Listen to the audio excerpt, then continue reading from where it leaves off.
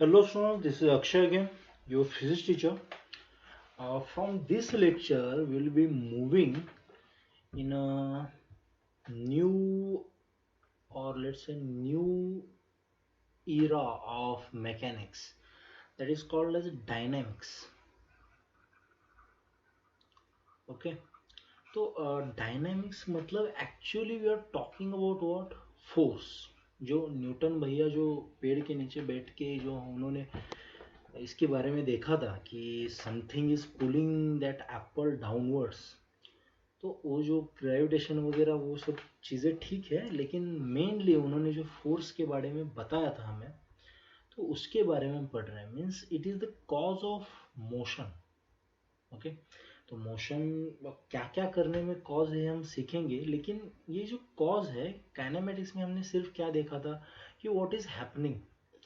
Now from this lecture onwards we will be looking at why it is happening, and that is why it is happening. Force. Force अगर होगा तो क्या क्या हो सकता है, तो उसके बारे में हम पढ़ेंगे. So that this means this new section it is called as dynamics. तो हम डायनेमिक्स के बारे में पढ़ेंगे. देखो फिजिक्स में मैकेनिक्स में एक्चुअली थ्री सेक्शंस है. पहला जो है वो है काइनेमेटिक्स जो हमने पढ़ा.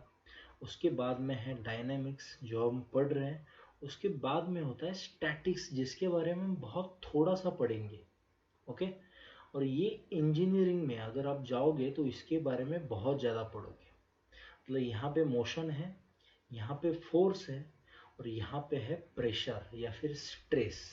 ठीक है, तो ये इंजीनियरिंग में पढ़ोगे तो इसके बारे में ज़्यादा मत देखना, क्योंकि यहाँ पे मोशन नहीं होता, यहाँ पे चीज़ें टूटती है. ठीक है, तो ये टूटने वाली चीज़ें हम नहीं सीखेंगे. Will just limit our scope till this only. Okay, so motion, why it is what is actually how it is happening and why it is happening. So kinematics and dynamics. Okay, so other parts of mechanics. So the next chapter, it is my favorite actually, it is called as force. Okay, तो force के बारे में हम देखेंगे यहाँ पे. Force actually करता क्या क्या है. फोर्स आपकी स्पीड बढ़ा सकता है, कम कर सकता है. आप रेस्ट में हो तो मोशन में ला सकता है, मोशन में हो तो रेस्ट में ला सकता है. बहुत कुछ कुछ कर सकता है, ये तो सबने पता है. ठीक है, और क्या क्या कर सकता है. Force can change the direction of motion. ये पता है, ये सुना है कभी. ये मान लो अपनी, या फिर ये सन भैया है, ये अपनी अर्थ है, ये घूमती कैसे है, क्यों घूमती है. There is some force between this two. तो इसका मोशन जो है, मान लो पर्टिकुलरली आपका बर्थडे है इस मान लो 1 जनवरी को आपका बर्थडे है, तो इस दिन में इस पॉइंट में ये अर्थ इधर जाना चाह रही है, लेकिन ग्रेविटेशनल फोर्स जो सन अप्लाई कर रहा है अर्थ पे, ये इसको परपेंडिकुलर है. तो ऐसे केस में अर्थ नीचे अंदर खींचेगी, तो ऐसे ये सर्कल में घूमती है. मीन्स इसके स्पीड को कुछ नहीं हुआ. इसके स्पीड को अगर कुछ होता तो घर में अलग अलग डेट के कैलेंडर्स आ जाते. टाइम तो उतना ही है, 365 डेज. तो स्पीड तो सेम ही है, बस we are changing its direction. Means what we are changing its velocity. समझ में आ रहा है. इसको समझ लो, इमेजिन जितना करोगे उतना सिंपल जाएगा. एंड नाउ ऐसे भी हो सकता है कि it can change speed as well as direction of motion. कुछ भी कर सकता है. मान लो आप क्या हो रहे हैं, आप गाड़ी में से चल रहे हो, यहाँ पे आपकी गाड़ी ऐसे चल रही है, गाड़ी की स्पीड है 10 मीटर्स पर सेकेंड, और आपने टर्न ले लिया, यहाँ पे चले गए और आपने गाड़ी का स्पीड बढ़ाया 20 मीटर्स पर सेकेंड. तो ये जो ट्रांजिशन हुआ है यहाँ से यहाँ पॉइंट ए से बी तक, उसमें आपकी मैग्नीट्यूड भी बढ़ी है, मीन्स आपकी स्पीड भी बढ़ी है, और योर डायरेक्शन ऑफ मोशन भी बढ़ी है यहाँ पे. ठीक है, तो मैं बहुत ही सिंपल सा क्वेश्चन है यहाँ पे, एवरेज एक्सेलरेशन वगैरह ये सब चीज़ें अभी नहीं लेता मैं, एवरेज फोर्स वगैरह.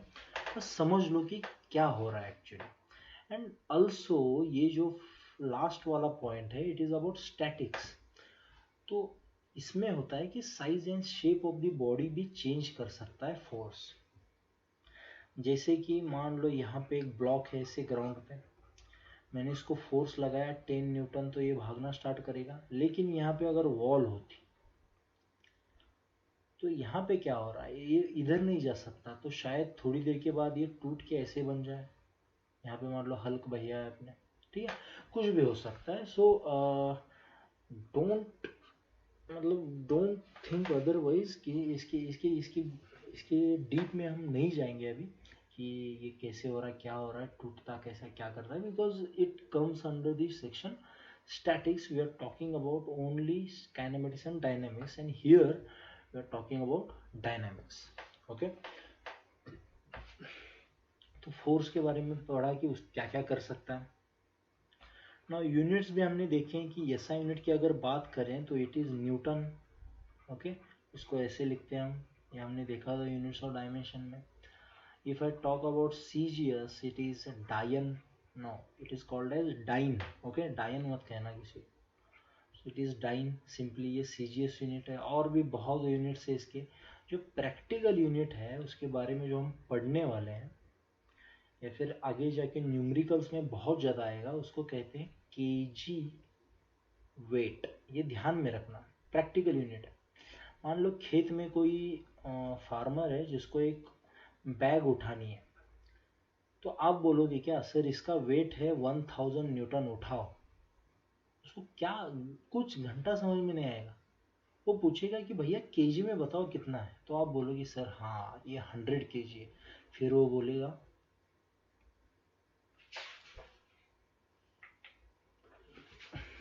सॉरी, फिर वो बोलेगा कि हाँ ठीक है कि अब हम इसको नहीं उठा सकते, घर जाओ। ठीक है, तो क्या है कि नॉर्मल लाइफ में जो फिजिक्स नहीं पढ़ रहे हैं उनको समझने के लिए केजी में हम फोर्स बताते हैं कभी कभी, या वेट बताते हैं। इसको कहते हैं केजी वेट। मतलब अगर मान लो 10 केजी का कोई मास है, उसको अगर अर्थ पे रखा है तो 9.8 से मल्टीप्लाई करेंगे, जिससे 98 न्यूटन उसका वेट हो जाएगा। ये 9th क्लास में सीखे होगे। तो 98 न्यूटन बताने में नहीं, हर एक को समझ में नहीं आएगा, तो इसको हम बोलते हैं 10 केजी वाला वेट है, उठा लो इसको। इसका मतलब सेम ही होता है 98 न्यूटन। बस बताते समय थोड़ा आसान पड़ता है कि 10 केजी है, समझ में आता है, थोड़ा सा इमेजिन हो जाता है। ठीक है, नाउ डायमेंशनल फॉर्मूला की अगर बात करें हम, ओके, तो फोर्स हमें पता है, it is given as mass into acceleration. तो मास का यूनिट होता है केजी, और एक्सेलरेशन तो अभी अभी देखा था हमने क्या होता है, मीटर पर सेकेंड स्क्वायर। तो इसके जो डायमेंशंस हम लिखेंगे केजी के लिए कितना लिखेंगे, केजी एक बार आया तो 1, लेंथ भी ऊपर है तो 1, टाइम जो है ये डिनोमिनेटर में 2 टाइम्स आया तो इट इज 2 -2। सो ये सब बेसिक बेसिक चीज़ें हैं, इसलिए मैंने आपको क्या सिखाया था, बेसिक टूल्स सिखाए थे, ताकि ये यूनिट्स ऑफ डायमेंशन क्लियर हो जाए, फिर ये वेक्टर्स क्लियर हो जाए, और जो सॉल्विंग कर रहे हैं उसमें मैथमेटिक्स भी क्लियर हो जाए। तो इसके लिए हम बेसिक टूल्स लेते हैं ताकि आगे वाला आपको थोड़ा सिंपल चला जाए। ठीक है,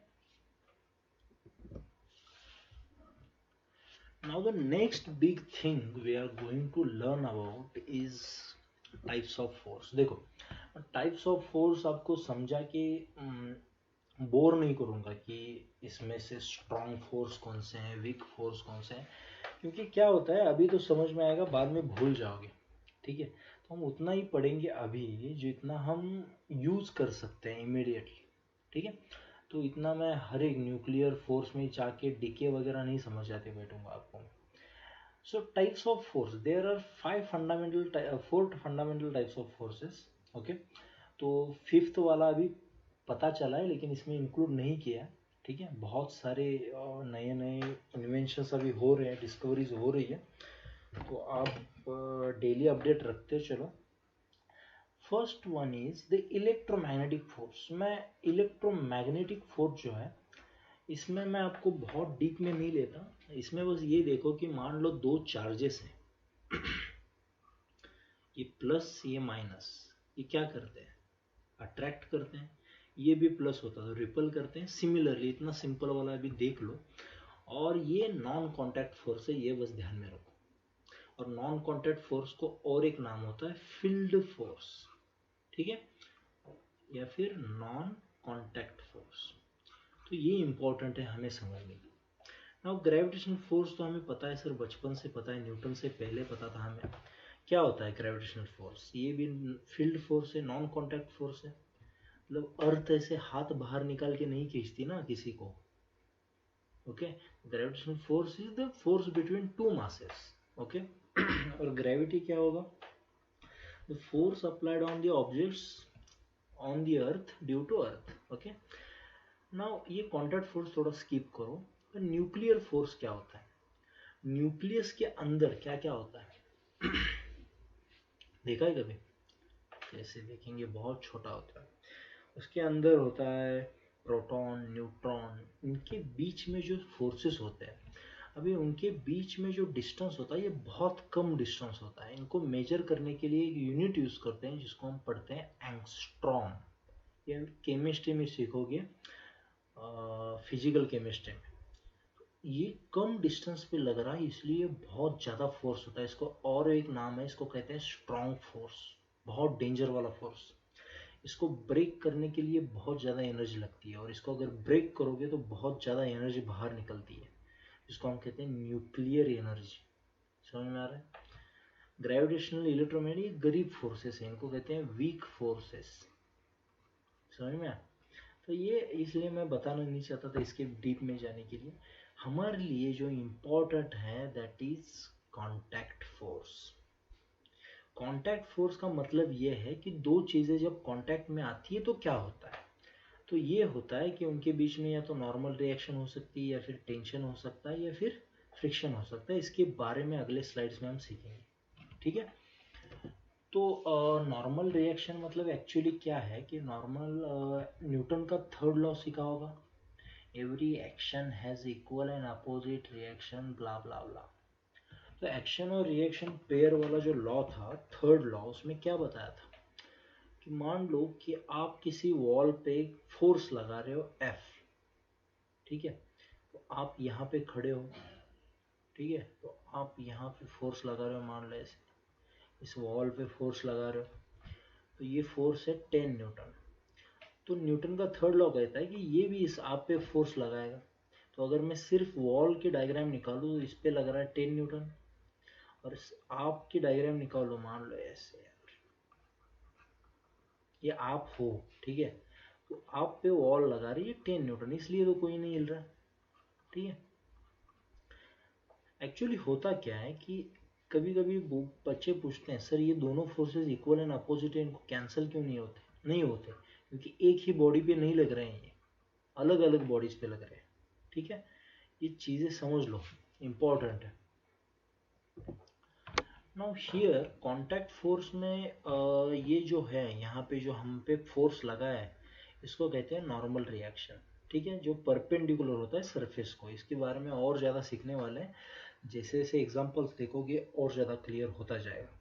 now also one more example is there, if the mass, कोई मास मैंने ग्राउंड पे रख दिया, इसको मैंने खींचना चाहा, ये जगह से हिलेगा नहीं। क्यों नहीं हिलेगा? Because the ground is applying some opposing force, जिसको मैंने स्मॉल एफ से लिखा है यहाँ पे, which is called as friction. Okay, तो फ्रिक्शन के बारे में देखेंगे हम। ये फोर्स के बहुत, ये फ्रिक्शन जिसको जिसको फ्रिक्शन आया ना उसको डायनामिक्स पूरा क्लियर है। ओके, और ये फ्रिक्शन बहुत सिंपल है। ओके, जिसको सिंपल है इसलिए बच्चे क्या करते हैं, हाँ आ गया करते हैं, और छोटी छोटी चीज़ें भूल जाते हैं। तो फ्रिक्शन उनको बहुत टफ लगने लगता है। Friction is very simple, very very simple. Okay, तो फ्रिक्शन भी पता चला, नॉर्मल रिएक्शन भी पता चली, और फाइनली जो है वो है टेंशन, जो हमने कंस्टेंट इक्वेशंस में देखा था। तो इसके बारे में भी और डीप में देखेंगे हम, ठीक है? Now here we are going to see the contact force, the first contact force, that is normal reaction, normal force or normal reaction, which is always denoted by N. Contact force को दिखाते हैं R से, ठीक है? हम normal reaction दिखाएंगे capital N से। तो it is the component of contact force perpendicular to the surface. मान लो ये surface है, यहाँ पे ये सरफेस किसी बॉडी पे ऐसे फोर्स लगा रहा है मान लो, तो इसका जो परपेंडिकुलर कंपोनेंट होगा सरफेस को, इसको कहते हैं नॉर्मल रिएक्शन। और इसका जो ऐसा वाला कंपोनेंट होगा हॉरिजॉन्टल वाला, पैरेलल वाला, इसको कहते हैं फ्रिक्शन। ये हम बाद में देखने वाले हैं फ्रिक्शन वाले टॉपिक में, लेकिन अभी भी ध्यान में रखो, ठीक है। ये परपेंडिकुलर के बारे में इस लेक्चर में हम इस टॉपिक में बहुत ज़्यादा देखने वाले हैं। तो ये जो नॉर्मल रिएक्शन होती है, ये होती क्या है? मान लो मैंने क्या किया, एक टेबल रखा है ग्राउंड पे और ये 4 पॉइंट्स दिखाए मैंने। तो यहाँ पे ये टेबल मान लो इसका 2000 न्यूटन वेट है, तो ये सॉरी 4000 है मान लो, तो 1000 हर एक को जाएगा, ठीक है। तो ये इधर लगाएगा 1000, तो ये ग्राउंड भी इस पे लगाएगा, समझ में आ रहा है? ये इस पे लगाएगा तो ये भी इस पे लगाएगा, क्लियर है? इसका टोटल वेट जो है यहाँ से एक्ट करेगा, लेकिन इन पॉइंट्स पे इसकी नॉर्मल रिएक्शन लगेगी। वेट यहाँ से नहीं लगेगा ऐसे डिस्ट्रीब्यूट होके, वेट तो towards the centre of earth ही लगेगा हमेशा। लेकिन ये पास, क्योंकि कांटेक्ट ये है तो यहाँ पे कांटेक्ट फोर्स लगेंगे, और कांटेक्ट फोर्स में नॉर्मल टू द सरफेस होगा, वो होगा नॉर्मल रिएक्शन। तो यहाँ पे कितने कांटेक्ट फोर्स आएंगे? 4। और कितनी नॉर्मल रिएक्शंस आएंगी? 4। समझ में आ रहा है?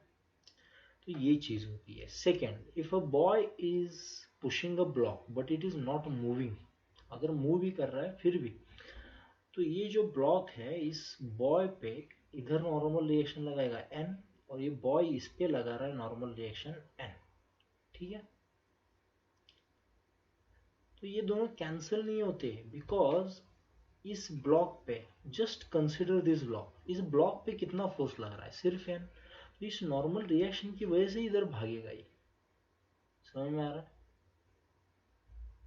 ये ध्यान में रखना। आप बोलोगे सर ये पीछे क्यों नहीं हलता? इसका फ्रिक्शन है भाई ग्राउंड पे, इसको अपोज करेगा इसको। ये एडवांस कंसेप्ट है, इस पे बस ध्यान में रखोगे। ये इसमें भी फ्रिक्शन होगा पीछे शायद, तो ये नॉर्मल रिएक्शन इसको ओवरकम करेगी, तभी तो मोशन में चली जाएगी, ठीक है। नाउ थर्ड वन, ये वेज है, ठीक है। इसको मैं थोड़ा ऐसे निकाल दूं, ये वेज है जिसपे मैंने ऐसे एक ब्लॉक रखा है, ठीक है। तो ये ब्लॉक जो है इस सरफेस पे नॉर्मल रिएक्शन देगा। मतलब अगर मैंने ये वेज पे फोर्स देखा इस ब्लॉक के वजह से, तो ये नॉर्मल रिएक्शन ऐसे आएगी। This normal reaction is due to block on the wedge, और ये जो वेज है इस ब्लॉक पे नॉर्मल रिएक्शन लगाएगी। Now this normal reaction is due to wedge on the block.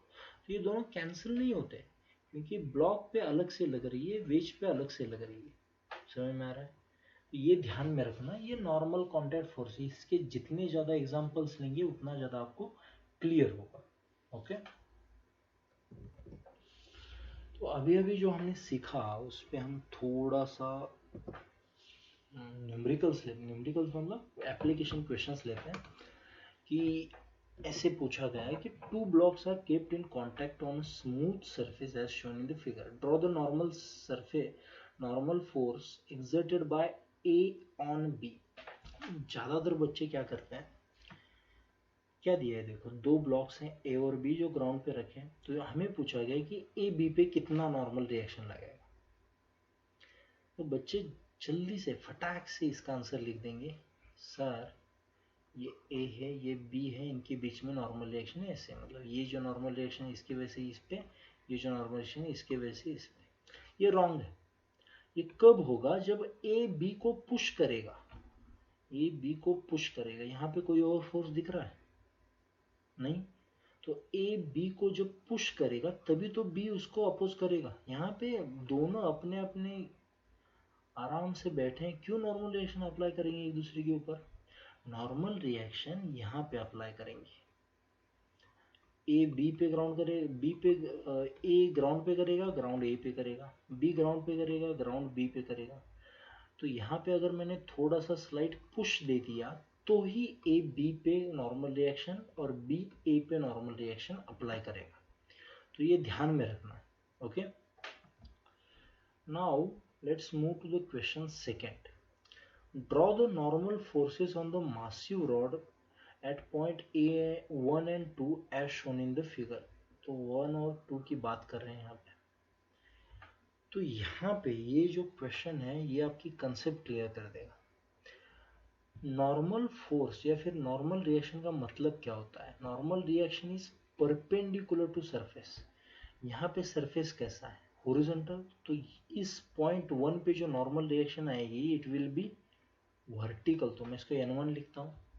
यहाँ पे देखो इस पॉइंट पे सरफेस कैसा है, मैं क्या करता हूँ इसको थोड़ा सा जूम आउट करता हूँ।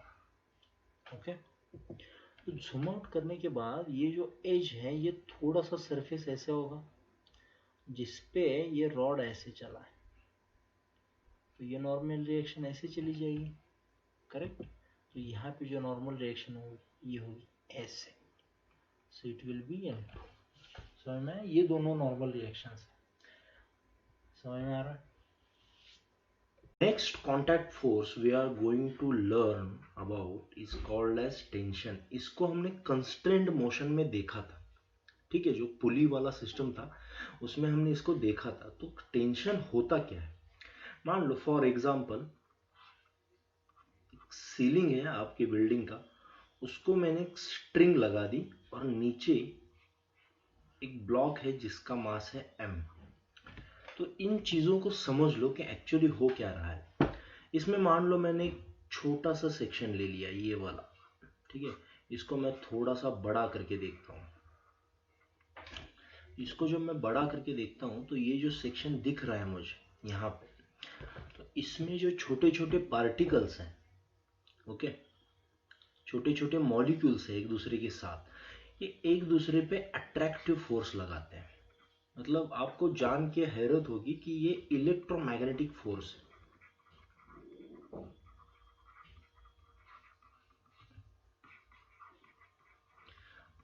ओके, तो एक्चुअली हो क्या रहा है कि आप जब इस पे कोई फोर्स लगाते हो एक्सटर्नल, जब कोई फोर्स नहीं होगा तो नॉर्मली ऐसे चिपके बैठेंगे, ठीक है। जब फोर्स लगाओगे तो यहाँ पे इस पॉइंट पे ये इसका खुद का वेट जो mg है इसको खींचना चाहेगा, तो इन दोनों मॉलिक्यूल्स को सेपरेट करने वाला कोई फोर्स आ गया है अभी इसमें, and that force is called as tension. और ये जो सेपरेट करने वाला फोर्स होगा, मतलब इस स्ट्रिंग को जो फोर्स एक्सटेंड करना चाहेगा, लंबा करना चाहेगा, वो जो एक्सटर्नल फोर्स है अपना, उसके वजह से ये अंदर खुद को वापस अपनी लेंथ रिड्यूस करना चाहिए। मतलब it is like action and reaction pair.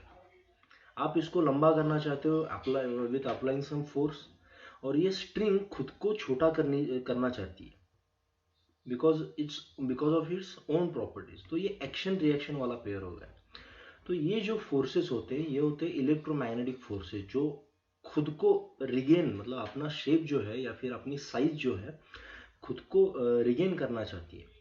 तो ये जो इंटरनल फोर्स पैदा होता है इस स्ट्रिंग के अंदर, it is called as tension. समझ लो, बहुत ही सिंपल है। आपको बस ये ध्यान रखना है कि जब एक्सटर्नल फोर्स लगता है तब अंदर इसके कुछ फोर्स तैयार होता है जो ये जो बाहर वाला फोर्स लगाया गया है उसको अपोज करेगा। That is nothing but tension, that has an electromagnetic force. हमें एक्चुअली यहाँ पे दिख नहीं सकता विथ नेकेड आइज कि एक्चुअली हो क्या रहा है, लेकिन ये जो छोटे छोटे पार्टिकल्स हैं ये एक दूसरे को खींच रहे हैं।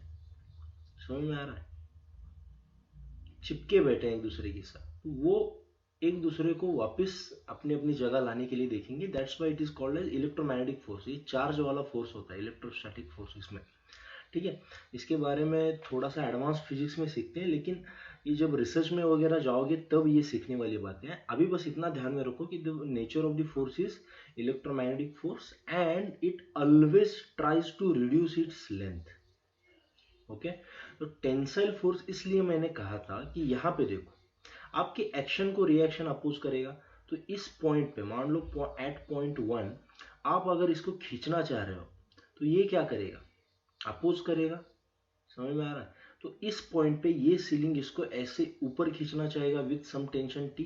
तो इसके वजह से इस पे जो रिएक्शन पैदा होगी it will be in downward direction इस पॉइंट के।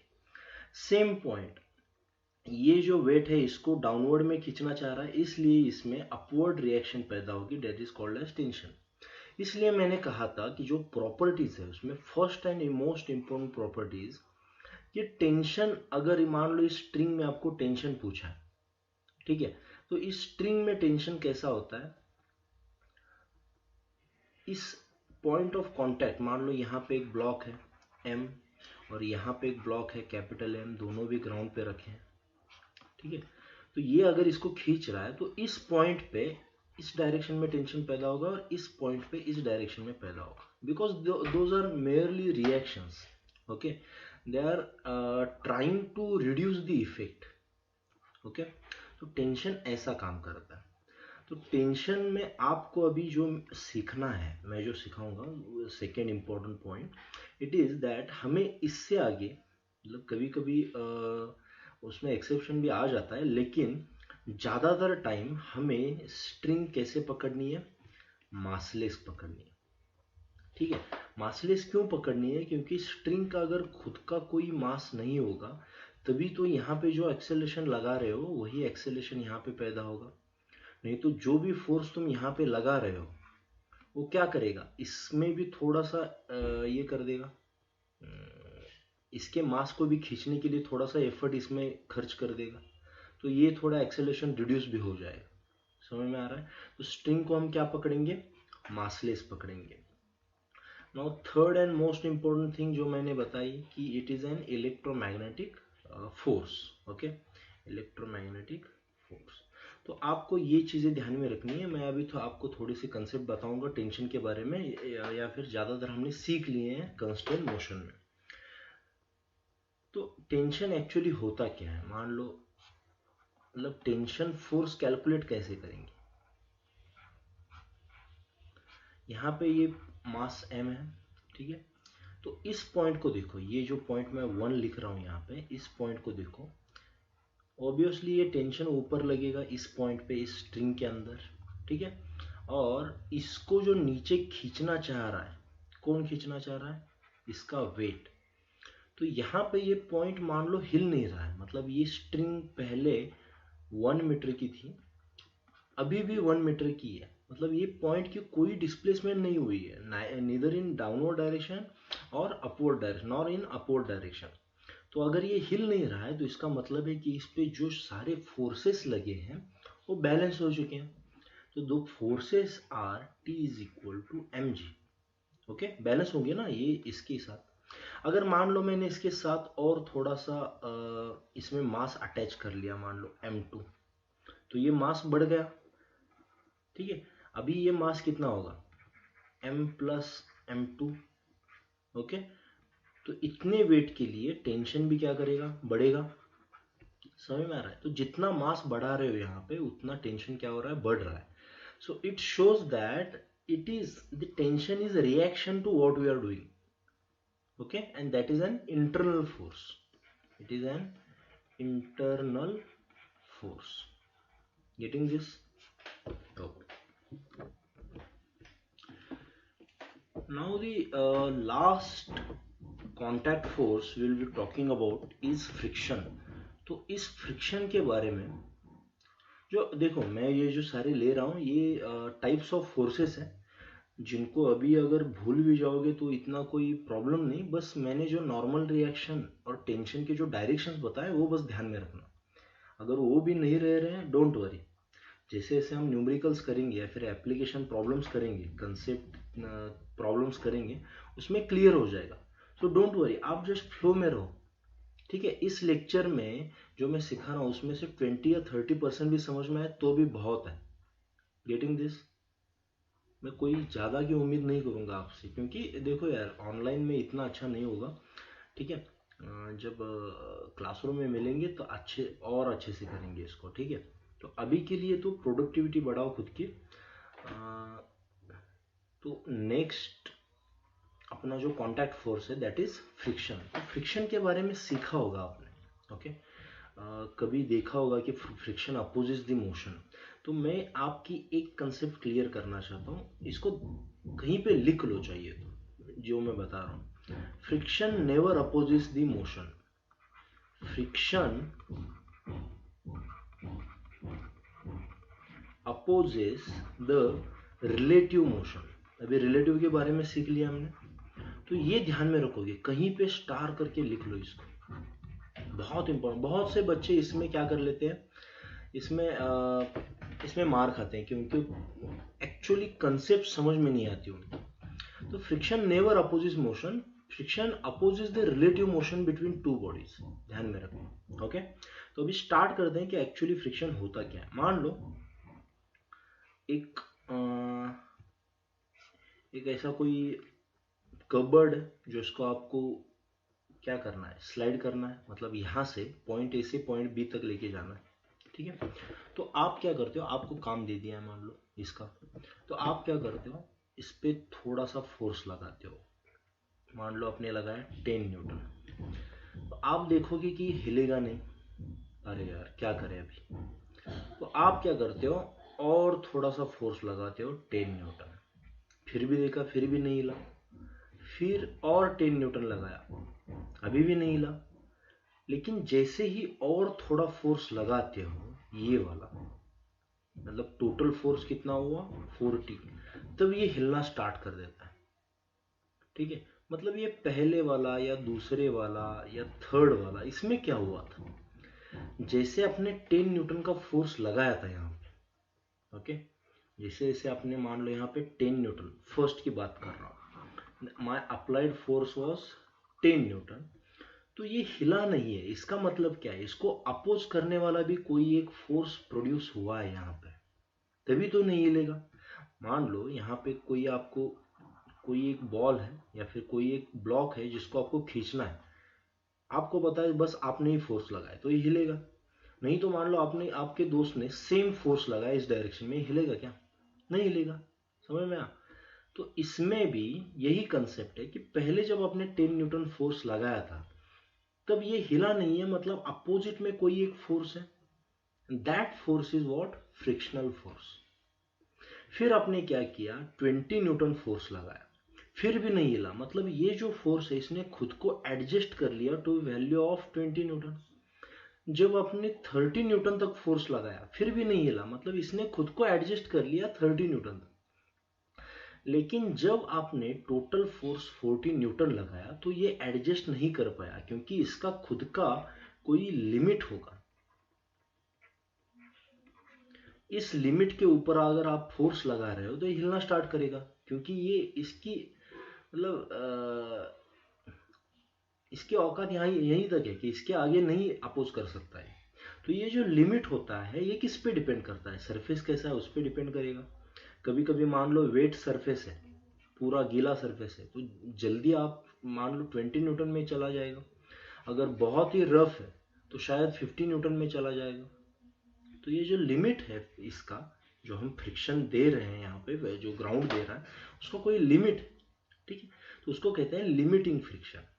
और जब ये घूमना स्टार्ट करेगा, now let's say it is moving with some speed 10 metres per second, तो अब भी इस पे कोई फोर्स लगता है, it is called a sliding friction, मतलब जो स्लाइड कर रहा है तो जो फ्रिक्शन लगता है।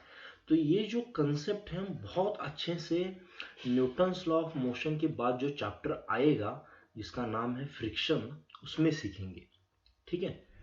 तो उसमें बहुत ज़्यादा देखो, फ्रिक्शन पे बहुत सारे प्रॉब्लम्स आते हैं और friction is involve in everything, क्योंकि हम अगर आगे जाके मशीन्स बनाओगे या फिर कोई भी कुछ भी करोगे तो उसमें फ्रिक्शन लगना ही है आपको। अगर फ्रिक्शन नहीं होता तो कैसे जिंदा रहता, कुछ नहीं। समझ में आ रहा है।